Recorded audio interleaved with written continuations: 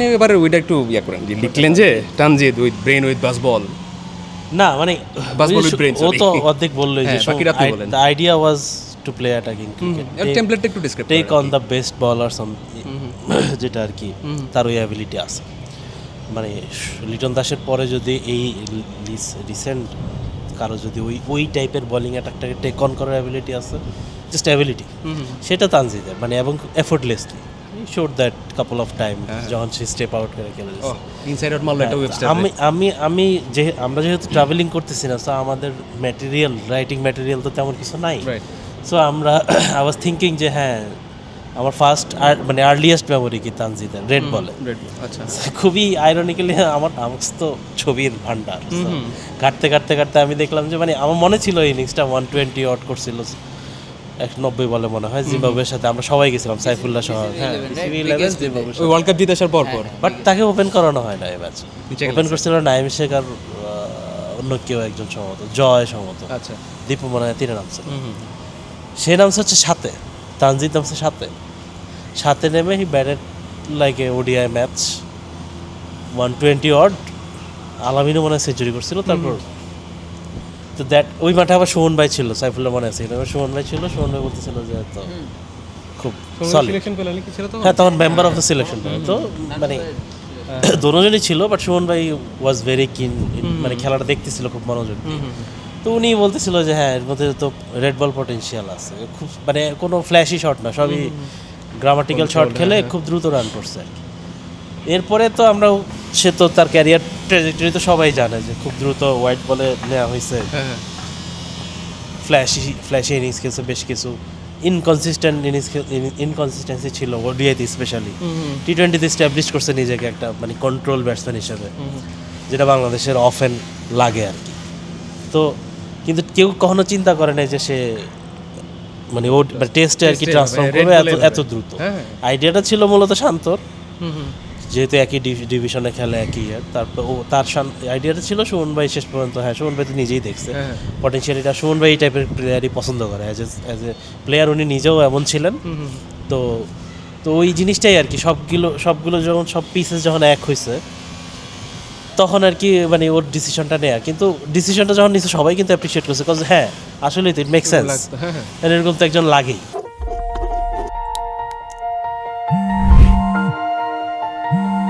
এক minute, hello, শুরু হচ্ছে ফেস অফ টুমরো, খুঁজছি নতুন অভিনয় শিল্পী।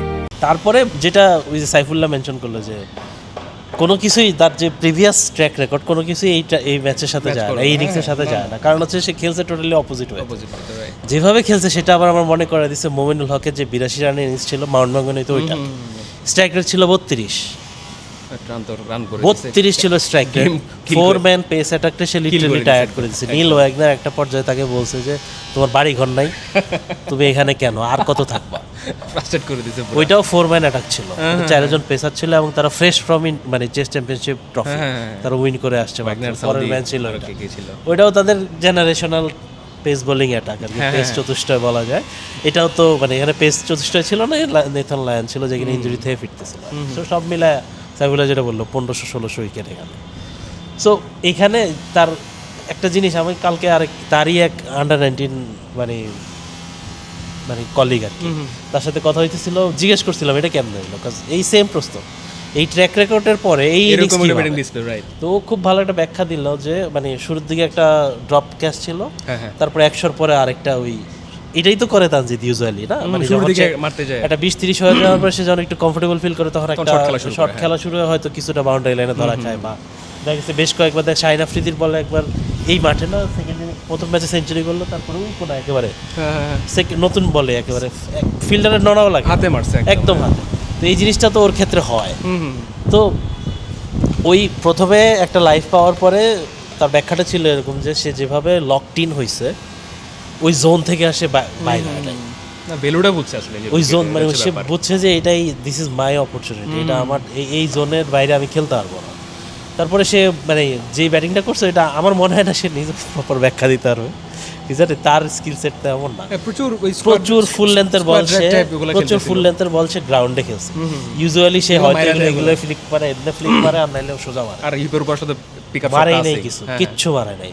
মানে কিভাবে কন্ট্রোল করছে হয়তো কোনো এক সময় হয়তো তার তার এখন সে প্রেস কনফারেন্সে সে জেনেরিক কথাবার্তাই বলবে স্বাভাবিক এই মুহূর্তে। কখনো মানে যখন একটু দূরত্ব তৈরি হবে ওই রেজাল্টের সাথে, তখন হয়তো সে রিফ্লেক্ট করতে পারবে যে অ্যাকচুয়ালি কি ছিল। ওটা এখন লেট দ্যাট সিনক ইন মোমেন্ট আর কি। হ্যাঁ আসলেই তাই। মানে ইভেন আজকেও কয়েকজনের সাথে কথা হচ্ছিল, মানে তারাও প্রসেস করতেছে অ্যাকচুয়ালি কি বিষয়।